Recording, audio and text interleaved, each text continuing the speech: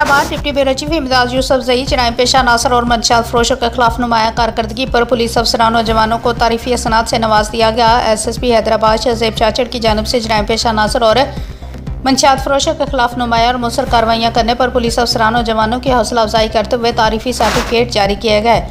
इस सिलसिले में SSP हैदराबाद ने थाना मक्की शाह के SHO इंस्पेक्टर नसार अहमद शाह और उनकी टीम को जराइम और मंशियात के खिलाफ बेहतरीन और काबिल तहसीन कारकर्दगी का मुजाहरा करने पर तारीफी सर्टिफिकेट से नवाजा। इस मौके पर SSP हैदराबाद शहजेब चाचड़ ने अफसरान और जवानों से गुफ्तगू करते हुए कहा कि पुलिस फोर्स के ये बहादुर अफसरान और जवान मेरे फ़ख्र और मेरे मजबूत बाजू है। जराइम के खिलाफ इस नवीयत की कामयाब कार्रवाइयाँ न सिर्फ महकमा पुलिस की नेकनामी का बायस बनती है बल्कि अवाम के अतमाद में भी